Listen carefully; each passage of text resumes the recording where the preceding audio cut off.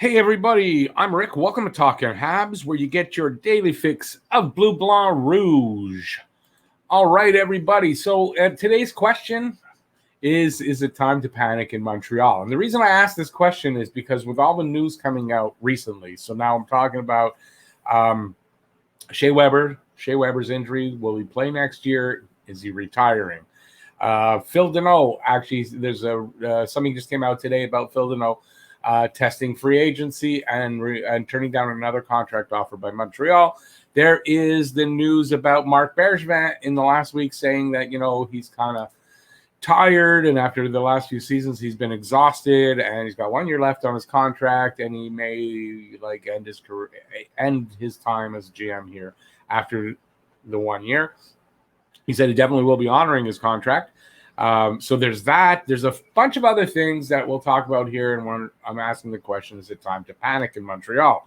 Now, before we get to that, if you're a Habs fan like I am, please subscribe, ring the bell, leave a comment, and give a thumbs up if you like the video.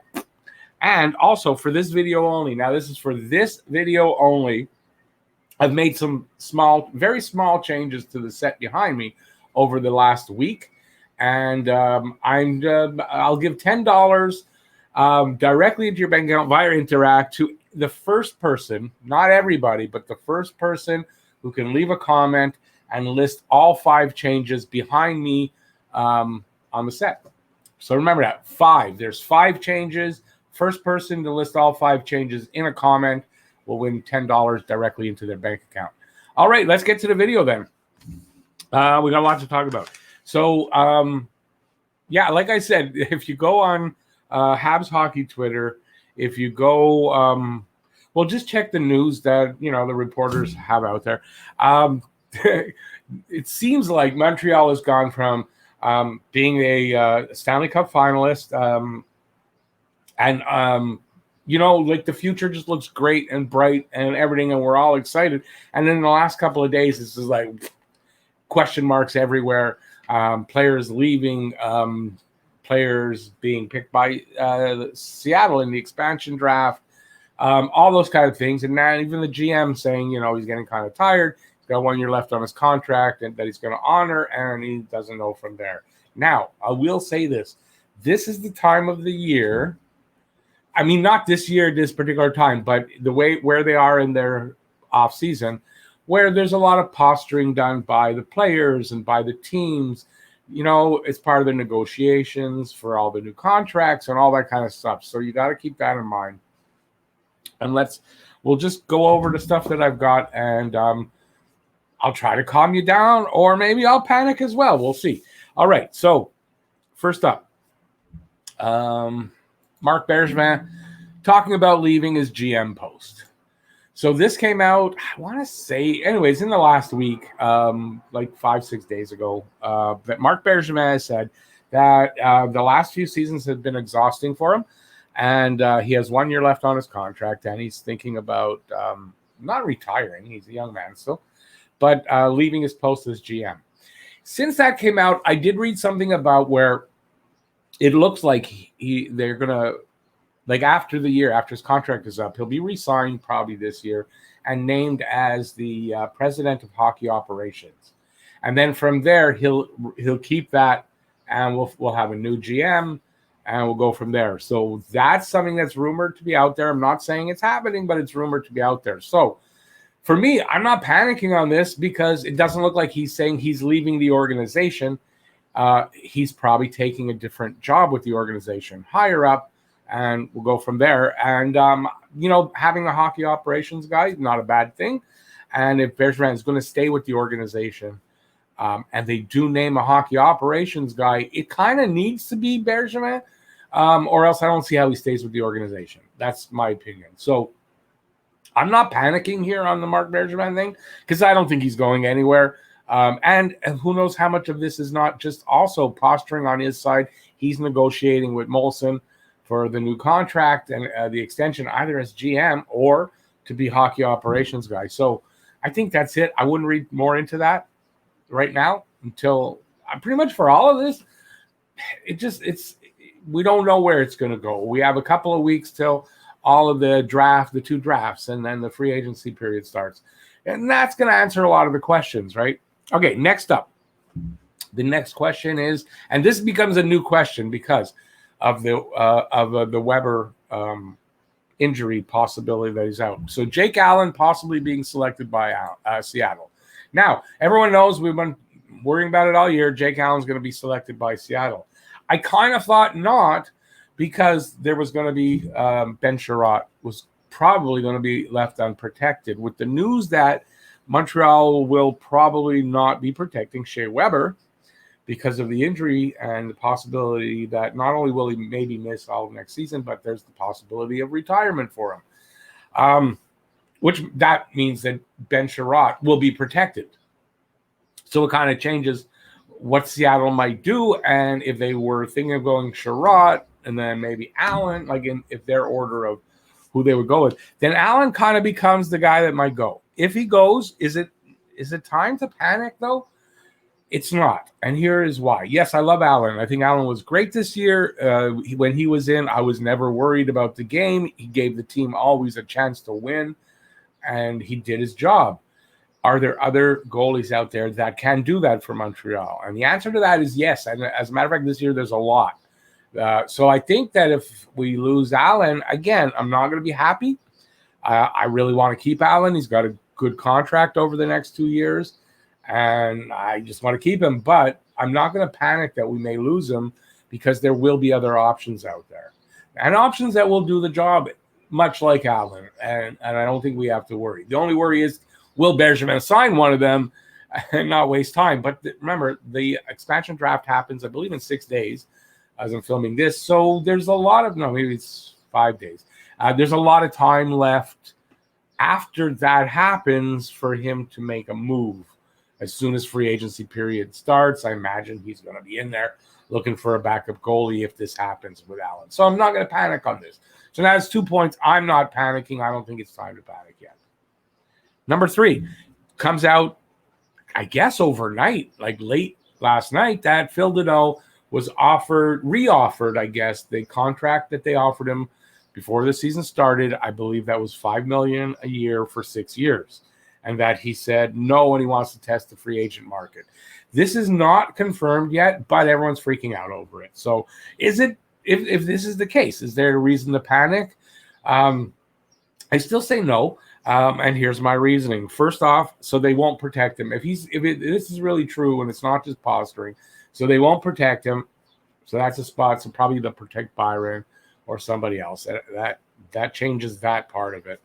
He is a UFA. Seattle can talk to him for 3 days before anybody else. No, I think more than that. Anyway, they could start talking to him on. I'm not sure exactly how long before anybody else, but from the 18th on, they can sign him to an 8-year deal. So these are attractive things for Danault. Could we lose Danault? Yeah, I think we could. Definitely, if he's looking for money, and I think he'll get an offer of pretty good money. If he's looking to stay with the team he knows, stay with the team he's a huge part of, and go forward from there, and a good chance to win a cup, they almost just did, he takes a little bit less money and he stays here. So do I think Phil Danault is leaving? No, I don't. I actually don't think so, but I think the possibility is there. Will I panic? No. Remember, we got Jake Evans behind him. There will be a lot of player movement in this offseason. A lot of teams moving players around, releasing players totally, buying them out, that kind of stuff. There will be guys that can help and that can be brought in. I want to see Danault stay here with the team, but not at ridiculous numbers for a contract that will hurt the team down the road. That's not worth it. But am I panicking over it? No, I'm not. Next up is the news that came out just a couple of days ago. Shea Weber possibly out all next season and maybe having to retire due to possibly a meniscus injury that he's had, which I'm kind of suffering from right now. But usually that's pretty easy to fix up. There's also, the ankle. Remember the ankle sprain from, I believe it was last season, not the one that just passed, the one before. And that was, he came back really quickly from that. And That was supposed to be very serious. That's a thing that's a problem. And the injury that he had at the end of this season was the thumb injury. We saw him with that kind of a brace thing on his thumb after when he was out for the last, I think, 13 games of the season. So these are things that are apparently serious enough that it may force him to retire. He played with them all in the playoffs, played well. You couldn't tell. He's got a high pain threshold, but the question is now out there.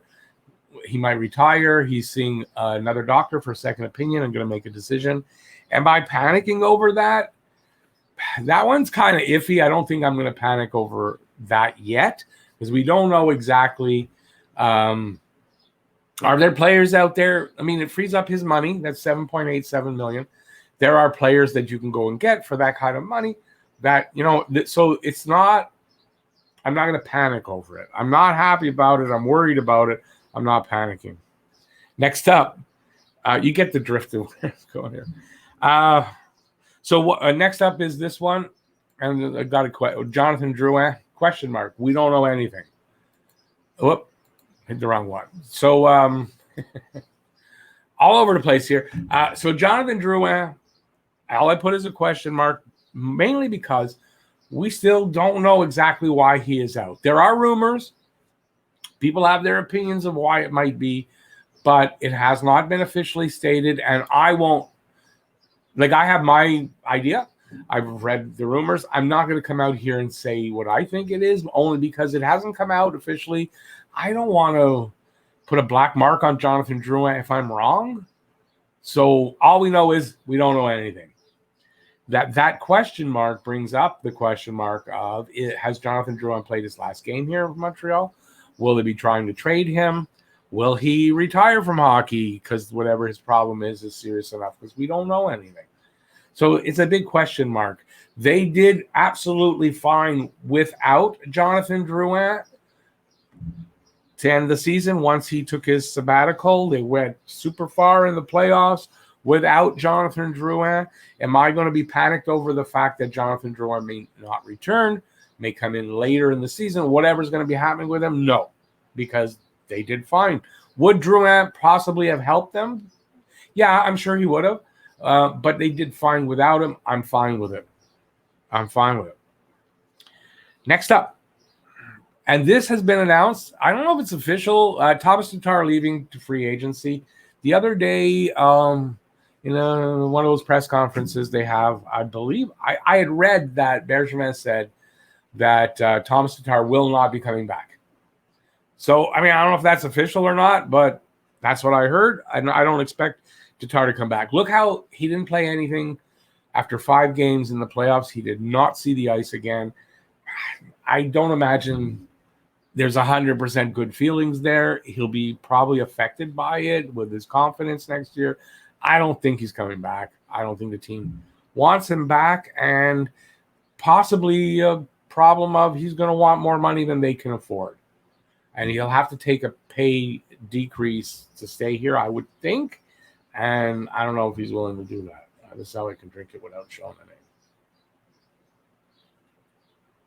So does that make me panic? No, you will be a little light on the left side. Will there be options for them to pick up? Yes, there will be. I don't think at this point, him not playing in the playoffs, I don't see how you move forward with Thomas Tatar now anyway. So I'm not going to be panicked about the fact that he's not going to be here. That's it. Next up. And these are, I don't have an overlay for it, but will Corey Perry still want to resign? He has come out and said he'd like to be a part of the future here and resign with Montreal. With all this going on and the possible loss of a bunch of different players, will the team still be the same? Are they still going to be that same contender? Does he still want to resign? This is a big question. I like Corey Perry now. I didn't like it before he came here, but I like what he did here. I have a lot of respect for him, and I think he could be a big help here. Does he want to stay with a team that might be decimated instead of reinforced to do better than they did last year? I don't know. I'm not going to be panicked by it. He's a fourth-line player. Fourth-line players, I'm not going to be panicked over if they leave. As much as you might like one, it doesn't matter. I'm not going to be panicked over a fourth-liner. Here's a bigger one. Will Yoel Armia want to stay? he is a UFA. He's no longer an RFA, he's a UFA. I doubt they're going to protect him, but maybe with the news about Deneau leaving, I would think it's going to be between Byron and Armia. But Armia is a UFA, so they may not protect him because of that and take the chance that, they'll still have a chance to talk to him like normal and they'll be able to re-sign him. And that, they'll be able to protect Byron or somebody else instead of Armia, who's a UFA. But does he want to stay? I think with Armia, I don't know what kind of money he's looking for. I don't know if he'll be happy possibly being a third liner still or a fourth liner because he can play top six role.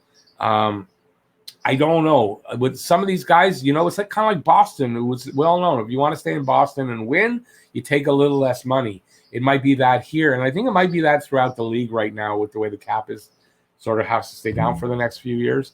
So it's kind of an unknown. Am I going to panic if we lose Armia? Again, I won't, but I really won't like it.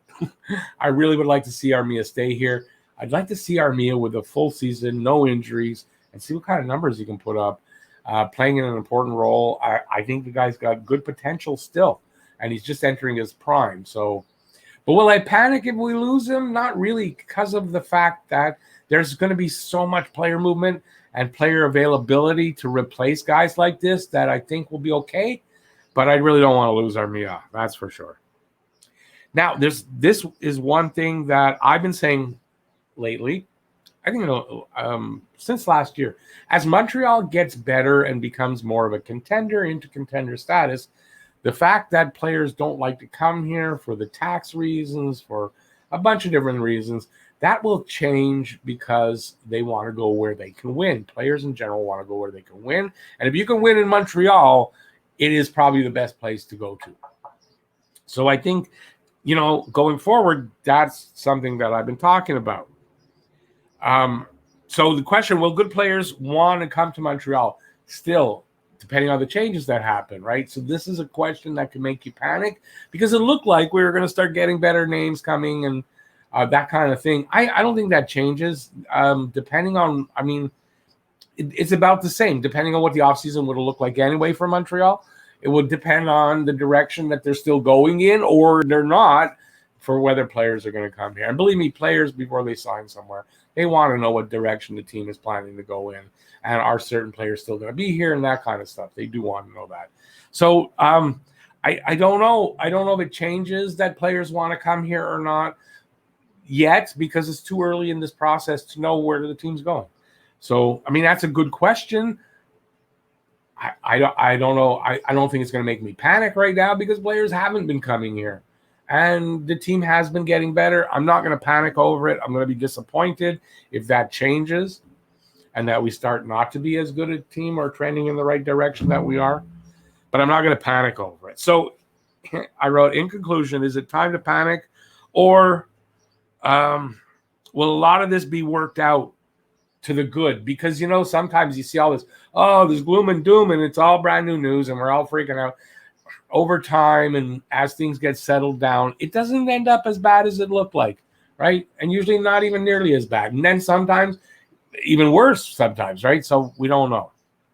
Does that make it time to panic? I'm going to say no. So in conclusion, for me, for all you Habs fans that are worried and starting to panic, I say don't panic yet. It's too early. We don't know what's going to happen with all of these things. It's still too early to tell. Give it a couple of weeks. We'll know a little bit more. And maybe it's time to panic or not. I don't know. But right now, I say no. It's not panic time yet. This is all too early to tell what's going to happen. So there's my opinion. I'm not going to be panicking. Hope you won't either. I want to remind you guys before we end here that I've made 5 changes to the set behind me. 5 changes to the set behind me. If you name all 5 changes and you're the first one to do it, you win $10 into your bank account directly by Interact. So please remember to do that. I've made 5 changes in the last week. So don't look for anything that is farther than that. But in the last week, name all 5. You can win the prize. Don't forget to please subscribe. Ring that notifications bell. That'll get you your daily fix of Blue Blanc Rouge right here at Talking Habs. Give a thumbs up if you like the video and leave a comment about anything I said here. Let me know if you're panicking, if whatever is happening in your mind with all this. Let me know in the comment section. And that's it. So thanks everybody for watching. I really appreciate it. I hope you enjoyed this video. Yeah, stay safe out there. Peace out, y'all. I'll see you next video. And yeah, look for panel discussion video coming up and Saturday Hockey Talk coming up tomorrow. See you later, guys. Have a good one.